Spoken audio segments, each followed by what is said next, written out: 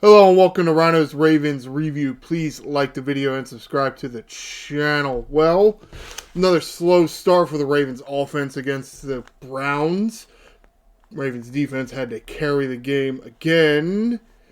But win's a win, right? I mean, really, in a division matchup, a win is a win. Even though it's not pretty and you don't like a lot of things that, or maybe not a lot, but some of the things that happened in the game. Is what it is. What other things, keynotes do I have? Slow start. It's a very tough Browns defense. So, yes, we'll say that Lamar Jackson had a terrible day throwing the ball. But the Browns do have a good defense. And they're anchored on that defensive front by Myles Garrett, who had how many damn sacks yesterday? Whoo! Yeah. Be nice if we had somebody like that. Maybe that's why I talk about it so much. Because in the same damn year, the Browns draft Garrett and the Steelers draft TJ Watt. On the Bengals, a few years later, get Trey Hendrickson. Who did the Ravens have? Well, they developed Manapike late. And yeah. Yeah. Okay, cool. That's awesome. However, several special teams miscues in this game. You have a muff punt and an encroachment from Mr. Special Teams Specialist Jake Hummel. Yeah, definitely affected the game. And I guess I harp on things like that because I'm tired of seeing shit-ass mistakes like that. Because, yes, it is part of the game. It is a phase of the game, offense, defense, special teams. It is a part of it. And it's just such a little part of it. How can you have that big of an impact on the game? Especially when your head coach comes from a special teams background. A lot of times a head coach will give a boost to the phase of the game that where he grew up coaching in. John Harbaugh didn't grow up coaching in offense or the defense. He grew up coaching special teams. So you think Ravens special teams will be on point, but they're not. Yeah. So, yeah, let's just keep going with John Harbaugh as the head coach. I'm almost slightly disappointed the Ravens are turning this around because I kind of wanted John Harbaugh to be on the hot seat as a head coach. I don't know that I really want him in that position anymore. I'm ready for somebody else to be in there. Though at the same time, who the hell would you get? Tough to say. But whatever. It's fine. Got a lot of notes here. Yeah, way too many special teams problems. Really, over the past few years, I mean, you think, not last year, but the year before, as a game, I want to say it was against the Indianapolis.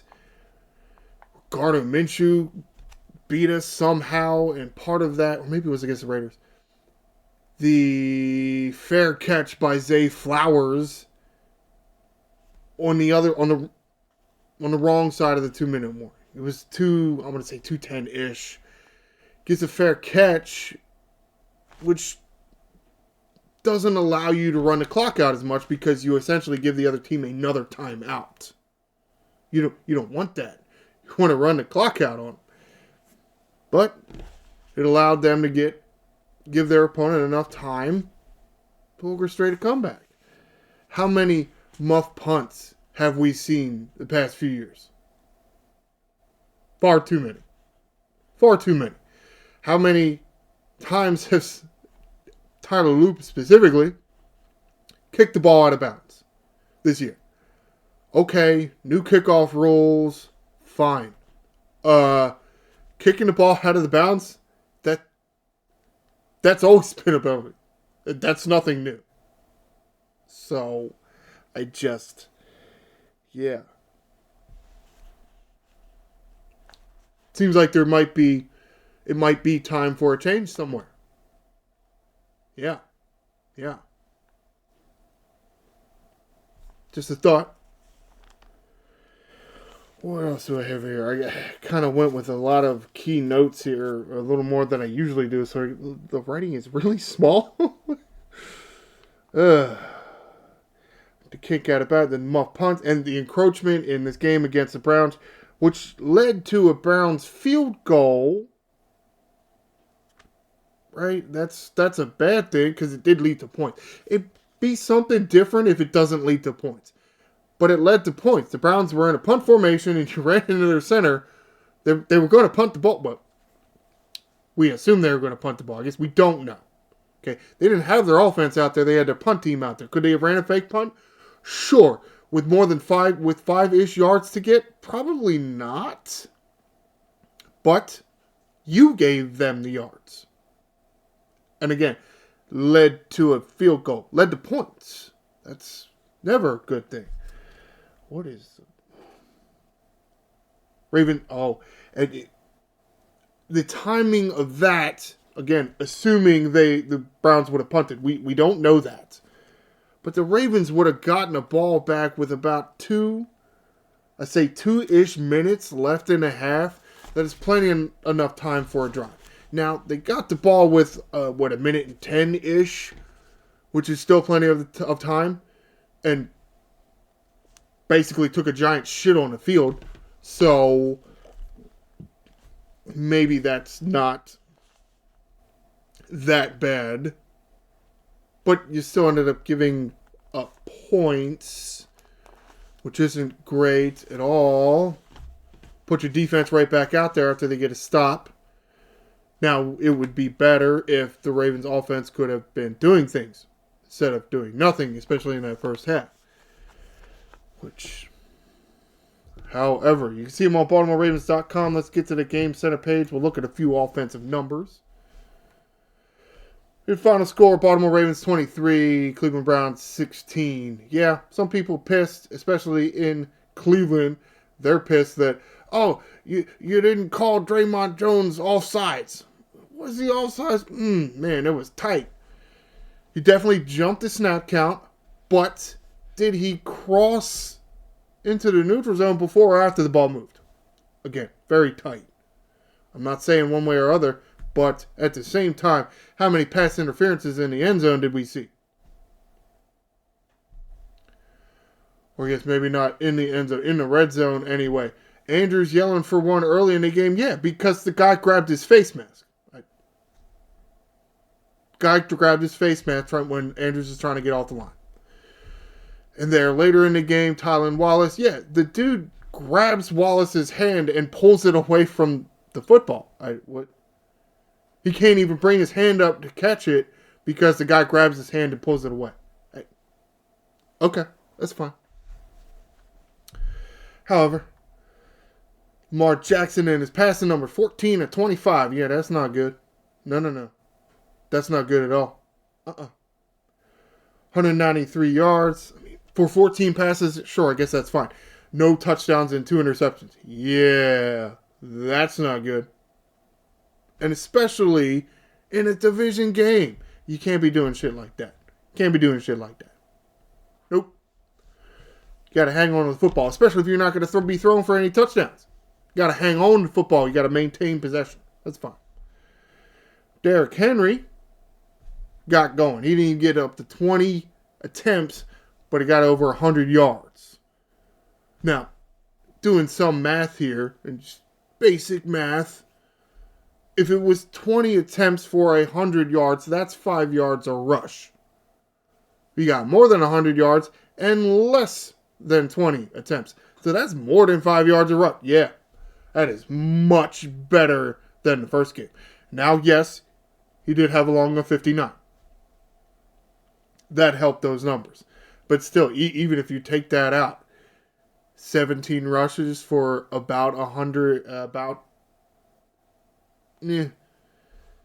50 yards. I don't know what the yard is. 50 yards. That might maybe not be that great, but that's why you run those 18 times, because you're going to break one. To get in there for a touchdown. Yeah, Mark Andrews with a rushing touchdown. I'll get to that later. But it's about damn time. Not a whole lot of anything. Oh, yeah. Look, Flowers. Oh, finally didn't screw that play up. You just look at some of these other passing targets here. It's a long list, and it's something I've been saying for years. Flowers, Andrews, you got Mitchell, Henry, and Ali involved in the passing game. Yeah, it was there were some passes to running backs. Andrews getting catches, passing Todd Heap for the catch lead, and Mason for the yards lead in the Ravens' history. Good job. Go him. Hopefully, they don't get rid of him like that seems to always happen. Todd Heap breaks the record or sets the record. Bam, and he leaves. Derek Mason does the record up, and then he's gone. Oh, cool. Likely got a few. And then Hopkins. In a game without Bateman, where you're losing one of the targets, Hopkins still not getting any balls thrown his way. What do you get? 2? 3? I think Lamar missed on one, definitely. And then now this catch by Hopkins was very important. It finally run a slant pattern. I feel like they don't throw slant patterns enough, but however, huge at the end of the game getting that and then being able to convert the first down a few plays later. Or was that on the drive where they got the touchdown from Andrews? Let's get to the NFL.com page. I can check more of the drives and a little bit more of the stats. You can see the completion percentage here. I wasn't going to do that on that other page. Yeah, 56%. Quarterback rating of 47.6 for Lamar Jackson. Yeah.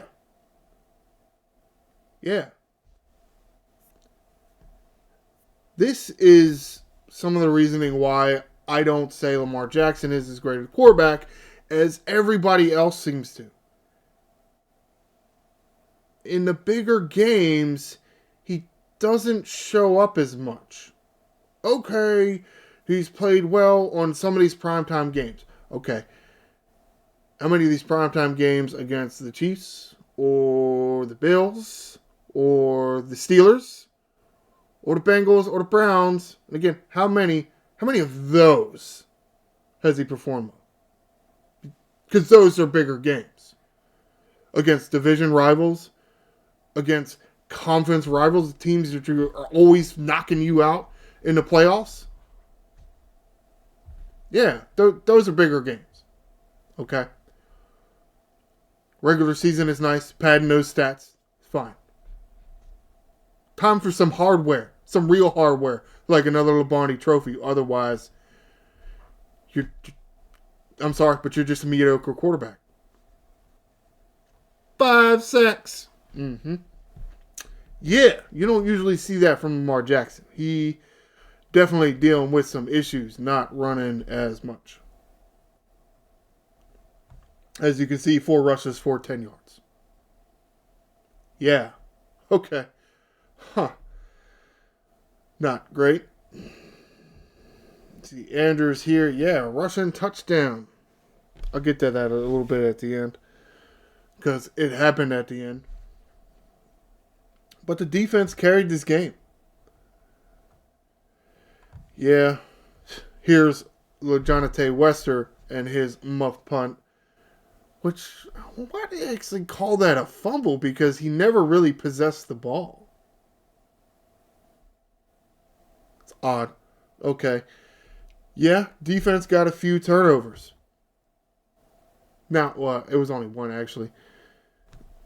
This fumble by Hamilton, it was recovered by the Browns. Maybe there was a chance to get another fumble. Hold on. Okay. Make sure the sizing is right over there. I think something. Maybe when I zoom in on these web pages. Gotta remember that. But no, it wasn't Shedeur Sanders. It was Dylan Gabriel right before he gets knocked out of the game, and I feel like they blew the whistle way too quick because that ball was getting raked out. And of course they're like, we said forward progress stop before you rake the ball out. Oh, okay, man. I mean, the whistle blows after the ball gets raked out, but that's fine. Whatever. Screw us out of a turnover. Nate Wiggins, another interception. Very nice. Of course, the Ravens offense not able to do nothing with it. That's great. Yeah, wonderful. Hamilton definitely able to be all over the place now. Yeah, Malachi Starks getting better. Gilman meshing better with the defense. Hamilton able to get a sack. Definitely missed a sack and then punted the ball, or really he kicked it. And got a delay of game penalty, so that wasn't great, but just because he missed the interception, or missed the turnover, I don't remember what the hell it was. Focus more on the fact that he kicks the ball way down the field. Which, I guess it makes sense to call that delay of game. I mean, it's not like that was the ball they were going to use, and it's not like the clock was running, the clock was stopped, but it's fine. Now, what's weird is they definitely got 3 sacks here. Oh, I'm sorry, it was Keon Martin that got the sack, not Mr. Jackson over there. But they're missing Van Noy. Van Noy's not even on this list. I don't know if they limit it to how many people they'll put on this list, but Van Noy has the 3rd sack here. He's not on. I don't know why he didn't make the list, but he didn't. Because, yeah. But that's where the 3rd sack was. And yeah, Mr. Martin here, was he one of the undrafted guys? I think he was. Coming in at a blitz from a defensive back position. Great play. Definitely had him in there a little bit more with Humphrey being out and Shedeur Sanders coming into the game a little late. He has more of a speed threat than Dylan Gabriel. A lot of quarterback pressures. They get credited with 10 here. Also 9 passes defensed. Yeah, defense is definitely getting more pressure. Oh, what is it? Oh, I mentioned it might sound terrible, but that play where the defense, at least half the Ravens defense, jumps on top of Dylan Gabriel and crushes him to the ground. I love plays like that. I guess I just like seeing quarterbacks get crushed like that. I enjoy that. I don't know why. I guess it's because everybody wants to love on quarterbacks. They're so great. Man, screw them. They ain't the only ones out there trying to play. The NFL is always making rules to help out quarterbacks. You really? Screw the defense. Yeah, no. Maybe it's just my upbringing in football. Ravens defense reigned supreme most of the time anyway.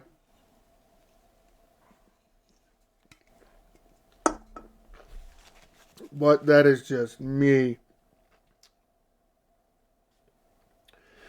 holding, that play on Dylan Gabriel I'm talking about was instrumental in holding the Browns to a field goal just as the half was about to expire here. I think this is the right one. Yes, this should be. Yeah, Dylan Gabriel to the left. They gave him a yard, but whatever.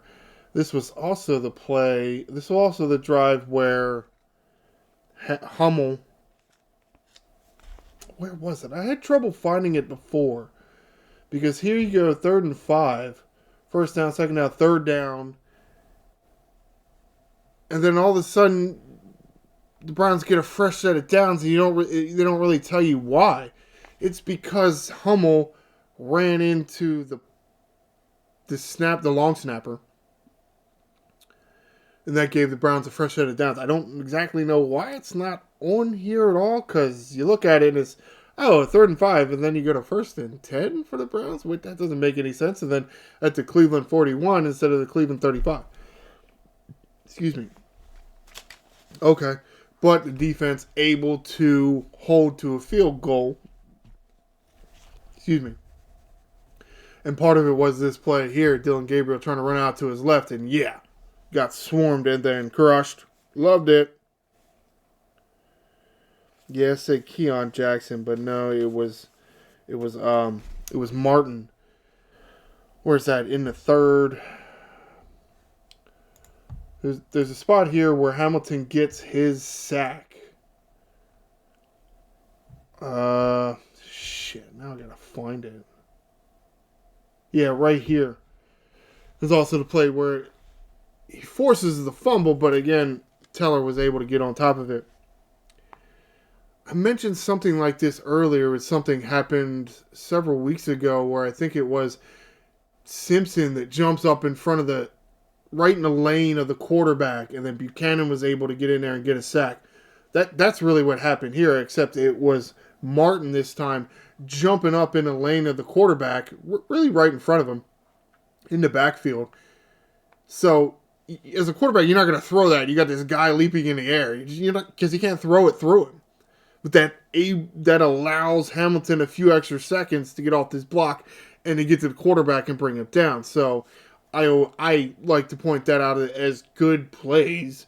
You gave up your opportunity to get a sack so somebody else could. And it works out good for the defense. That's great. Simpson forcing an intentional grounding. I want to say second to last drive here. Again, something else. I'm talking about Simpson again. Improvement. A year or so ago, we're looking at Trenton Simpson and we're like, hey, this guy sucks ass. But improvement.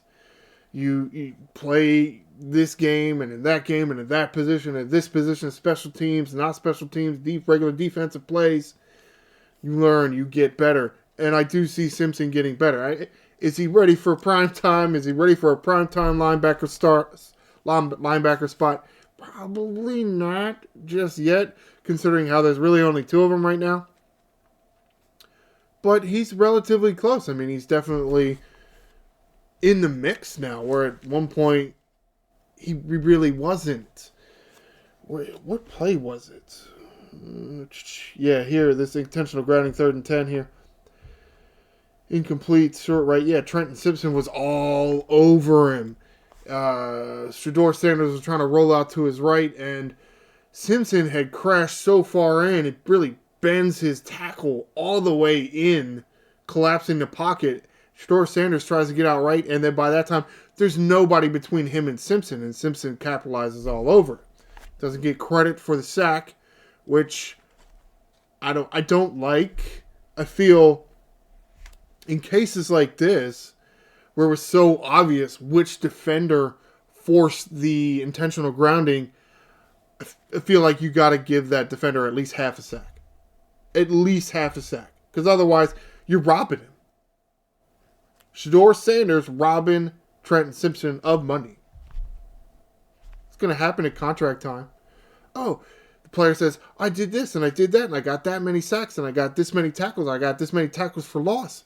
Those are things that a defender would use to get more money. Well, that's one sack that Simpson can't use. Because you will just allow quarterbacks to give intentional grounding. You got to give defenders sacks. I don't know why. Duh. Well, maybe that's just me. All right, last thing I'm going to talk about for the defense goes counter to something I criticized Nate Wiggins for last week in his giving up on a pass that led to a Vikings touchdown. Yes, okay, the guy with his toe drag swag laying out for the ball, tiptoes in the end zone, rest of his body landing out of bounds. Okay, he gave up on the play. He thought it was out of bounds, but still gave up on the play. He could have contested that and maybe got forced a no touchdown. Well, where exactly was this here? It was a Wouzier. It wasn't here because this is the Baltimore 40. It was here. This one here. This play. They completed the pass. The pass was completed. Mr. G. Larvadian. Larvadane? Sorry. Catches the ball, but Awuzie had his hand in between both of his arms, grabbed one of them, and just ripped the ball right out. Fantastic play. Fantastic play. And he didn't give up. He didn't give up on the play, like, say, Nate Wiggins did the week prior. Can't give up on the play, boys. Can't give up on the play. All right, let's move on to the offense. And again, I say another inaccurate game for Lamar Jackson. I showed you the numbers earlier. Let's talk about a few of the plays, a few of the really bad, impactful plays that led to interceptions. One to Keaton Mitchell in the second, and then one to Kohler in the third. Led to interceptions. You see this sequence of drives right here. You had a Browns punt, then a Browns field goal, and then a Browns touchdown. And you're like, wait, what happened? Okay, this punt here, that is when the muff by LaJohnate Wester occurs, and then the ensuing field goal. And then this one here, yeah, it really is a Baltimore Ravens drive, but you do have the kick. Mitchell returns the kick, and then sack. Good job. And then short pass to Jackson's right. Goes off of Mitchell's hands right to the defender, Mr. Bush. Runs it back 23 yards for a touchdown. Now, the problem with this is, and yeah, it was inaccurate, and yeah, okay, it tips off of Mitchell's hands, but, I'm sorry, Charles Davis and Jason McCourty on the call here, two players, and two defensive backs, actually, not running backs, but according to them, and it makes sense where, let's say, a wide receiver or tight end will want the ball here, eye level, but a running back doesn't necessarily want that, because that's not where they're used to it. It's not where they're used to getting the ball. So instead of putting the ball, and really it was a little above Keaton Mitchell's head, instead of putting it that high, you got to bring it lower. More chest to gut areas where running backs would prefer the ball. This is where they're used to it. They're not wide receivers, they're not tight ends, they're just not used to catching balls.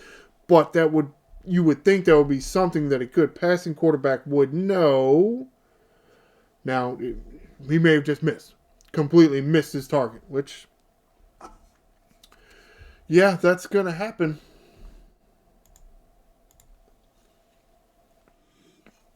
Now, this one here, everybody seems to be saying this is on a Mr.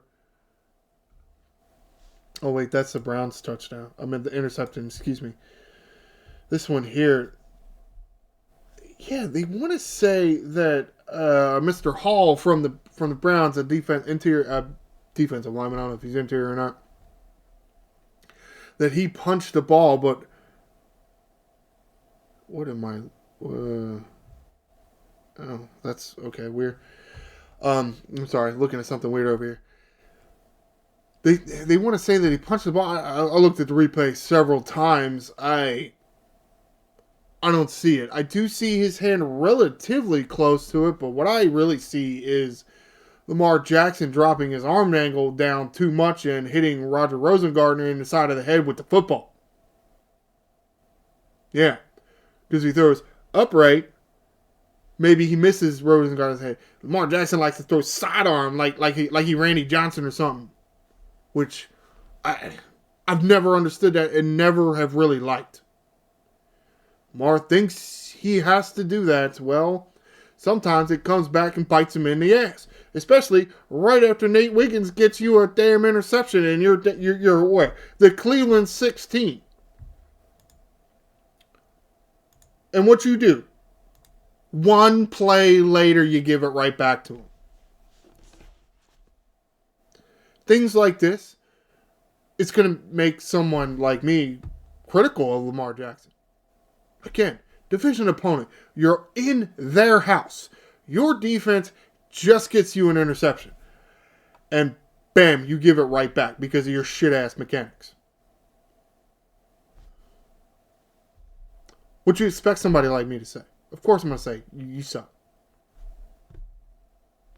If you thought something different was going to happen, then maybe you suck.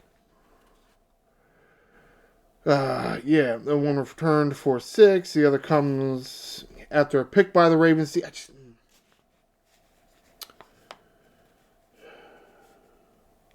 the end of the half, John Harbaugh calling a bunch of timeouts here in this drive here, for the Browns, where the Browns offense on the field. Again, the idea is, and you can see where what time remaining is. The idea is you get your offense the ball back going in right, with the last few minutes of the half. Swing momentum of the game a little bit.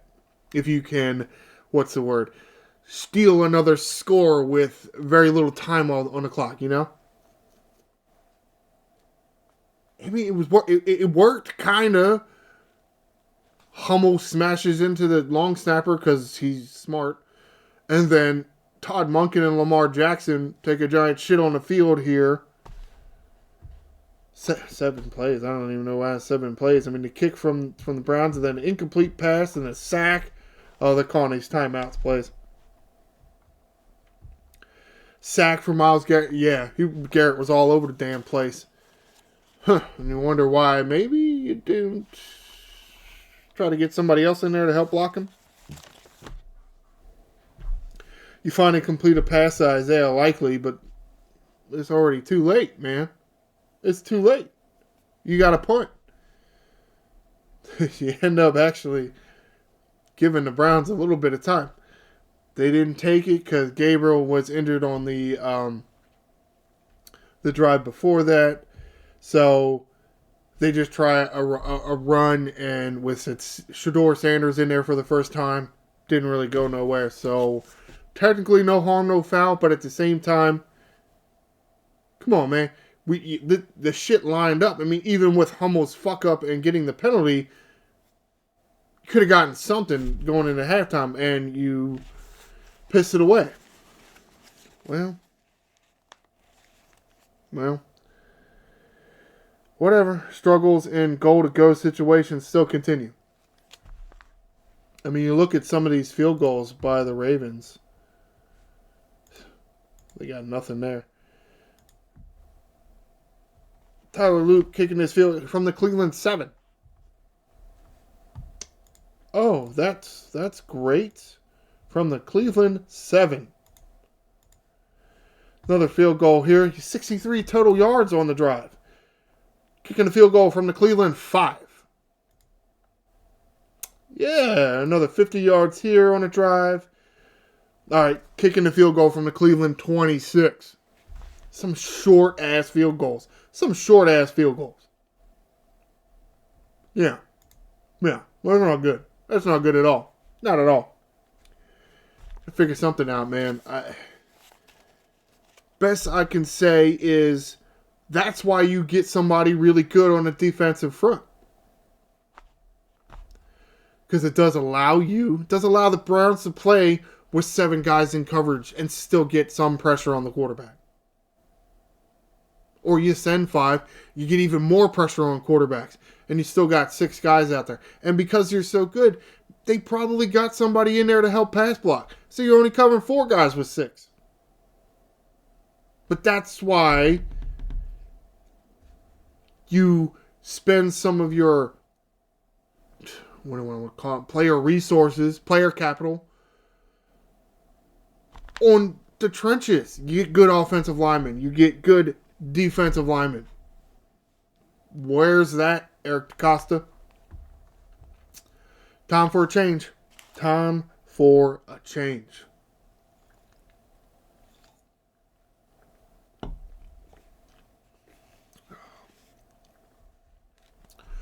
They finally get a jet sweep to work. Where was this? It wasn't on that one. Was it here for the field goal? Pass Zay Flowers left end to Cleveland 25 for 5 yards. It only worked for 5 yards, but the jet sweep, you finally got the jet sweep to work. Finally, you didn't put the ball on the damn ground. Here, this touchdown play, and really, it's about damn time. It's about damn time somebody fakes a tush-push like that. It's about damn time. I don't know what the hell took you so long. You almost kind of did it last week, because last week against the Vikings, the Ravens kind of faked their tush-push with a different formation. Typically, you have the quarterback under center and then two guys behind him pushing forward.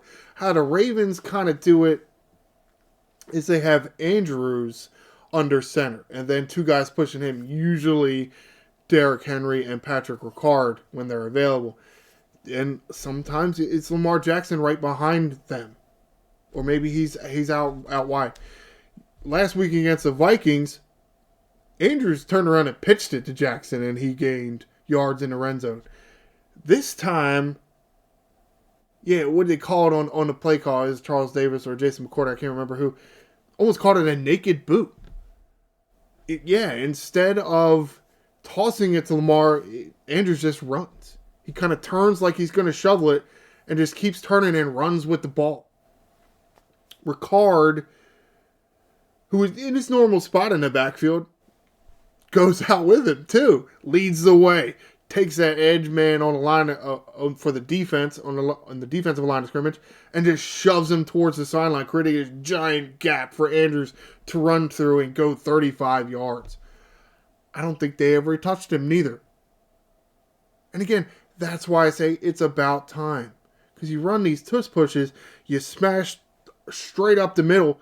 The only real way for a defense to really try to stop it is either to push straight up the middle right back or maybe fly over top. But everything is focused right there in the middle, at the center position or right over the center. You sell out as a defense too much like that, boop, out the back door. It's about damn time. It's about damn time. And we will see that play more. We will. Maybe not by the Ravens, but by other teams. Other teams will run that play. Hell, I think Philadelphia Eagles have been running plays similar to that. Just the way they really run their tush pushes, it's a little different because, again, the Ravens run it with I almost forgot his name there for a second. Run it with Mark Andrews under center instead of Lamar Jackson. So it's a little different. But yeah, now we're seeing tush-push fakes, which only makes that play even worse. But that's a different discussion. Let's wrap this up and get out of here. Oh, I forgot that screen. Because I did end up restarting the computer for some reason. And I forgot. Completely forgot. All right. Again, wrapping this up and getting out of here. Good win for the Baltimore Ravens, 23 over the Cleveland Browns, 16. On to next week. Facing the Jets. Man, is this another trap game? Because I feel like everybody writes the Cleveland Browns off and everybody writes the New York Jets off. But if you write them off and then you're looking ahead to a few days later to the Cincinnati Bengals, maybe this is a real trap game here. Yeah, New York Jets next Sunday. So, that will do it for this edition of Ryno's Ravens Review. Please stay tuned for this coming Saturday in a Ryno's Ravens preview, and I will preview the game between the Baltimore Ravens and the New York Jets. Please like the video and subscribe to the channel. I am the Angry Ryno. Dive in, Ravens.